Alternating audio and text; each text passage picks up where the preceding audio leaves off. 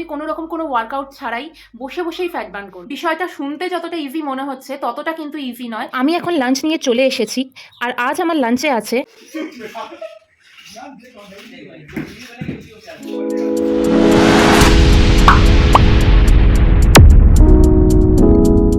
Hello, welcome back to the channel to a new blog guys. So guys, আজকে আমি তোমাদের সাথে share করব একটা ফিটনেস রিলেটেড ব্লগ। আর আজকের ব্লগের মেইন টপিকটা হচ্ছে ইন্টারমিটেন্ট ফাস্টিং, যেটা আমি গত 2 থেকে 3 মাস ধরে ফলো করছি।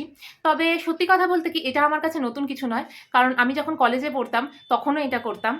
তো এই ব্লগে আমি বিভিন্ন ইনফরমেশান শেয়ার করে নেব, যেমন এর প্রস কনস, কারা এটা ফলো করতে পারো, কারা পারো না, বা করলে কি হবে বা না হবে। আর তার সাথেই শেয়ার করে নেব আমার ডায়েট প্ল্যানটা, যেটা আমি কারেন্টলি ফলো করছি ফাস্টিংটা ব্রেক করার পর। তো সবার আগে আমি যেটা তোমাদের বলবো সেটা হলো what is intermittent fasting and how it works. এছাড়া এর প্রস কী কী আছে, কনস কী কী আছে। তো দেখো, ইন্টারমিটেন্ট ফাস্টিংটা না আমি আজকে থেকে করি না, আমি বহু বছর থেকে করি, তবে কন্টিনিউয়াস করি না, মাঝে মাঝে গ্যাপ দিয়ে দিই। দেখো, যখন আমি কলেজে পড়তাম তখন আমি রেগুলারলি এটা করতাম। দেন আমার কলেজ শেষ হয়ে যায় and I went to my basic cycle. এই যেমন আমি ব্রেকফাস্ট করতাম, লাঞ্চ করতাম, দেন জিমে যেতাম, তবে ডিনার করতাম, you know the basic way. এবার দেখো, ইন্টারমিটেন্ট ফাস্টিংটা কিন্তু কোনো ডায়েট প্ল্যান নয়, আবার এটাও নয় যে তুমি 24 ঘন্টা না খেয়ে থাকবে। এখানে কি করতে হবে, এখানে তোমার প্রপোর্শন মেনটেন করে ক্যালোরি অনুযায়ী খেতে হবে।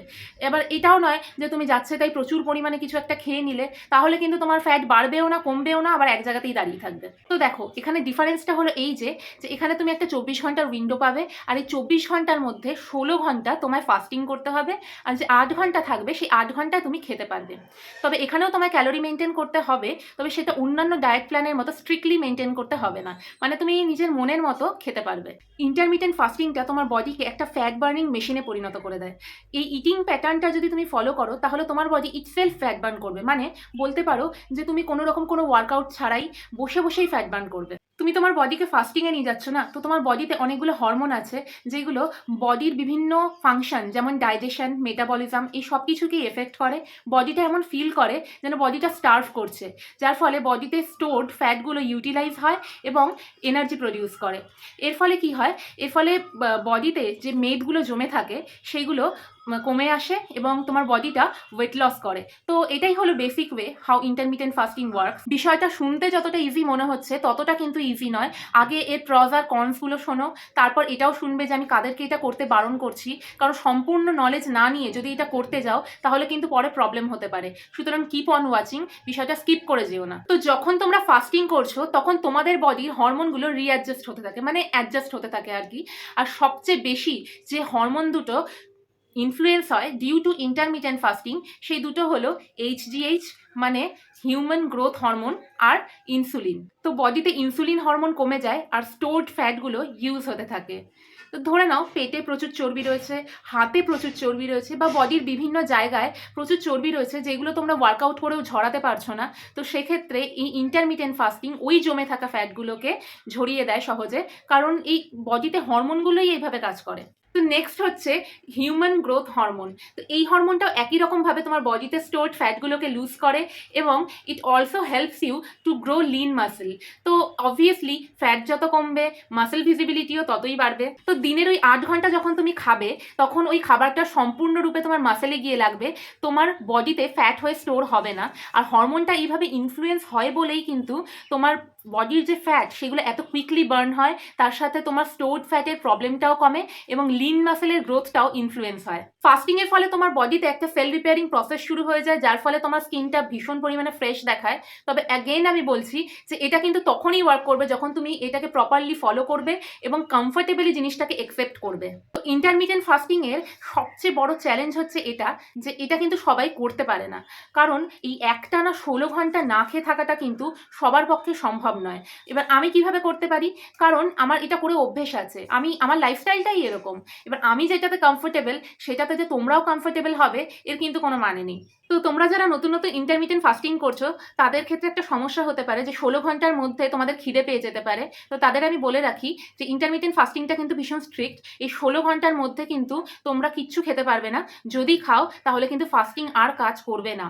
মানে খাওয়ার মধ্যে তোমরা এটা খেতে পারো যে গ্রিন টি অথবা ব্ল্যাক কফি, বাট এর বাইরে যদি তোমরা একটা কিছু খাও তবে ফাস্টিং কিন্তু ওখানেই বন্ধ হয়ে যাবে।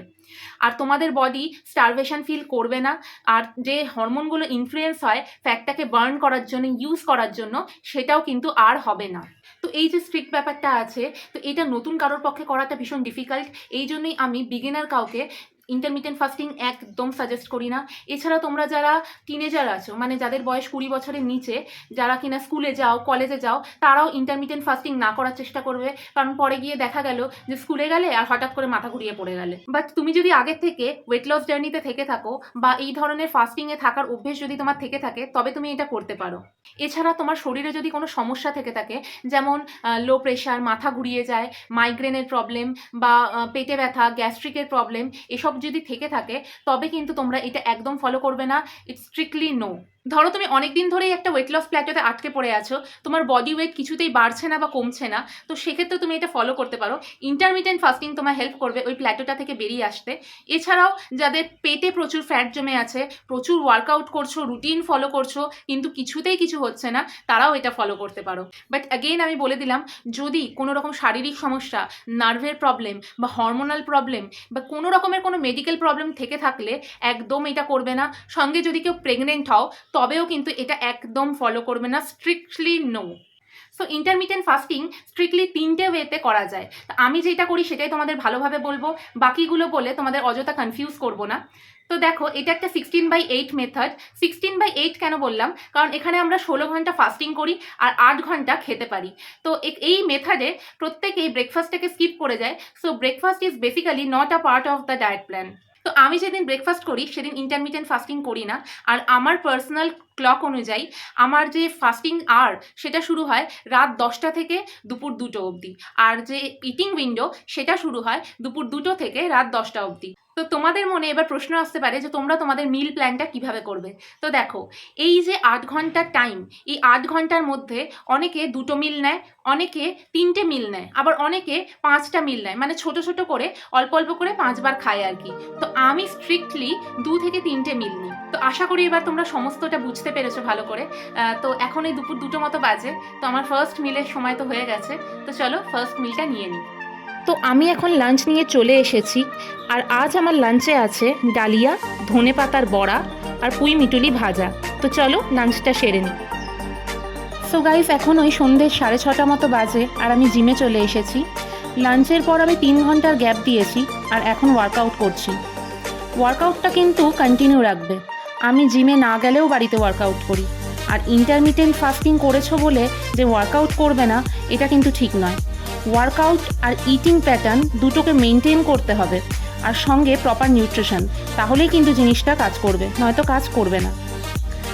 দেখো, যত যেভাবেই ওয়েট লস ফলো করো না কেন, নিজের মাইন্ডটাকে ঠিক রাখবে, পজিটিভ রাখবে, কারণ মাইন্ডের একটা বিশাল এফেক্ট থাকে বডির ওপর।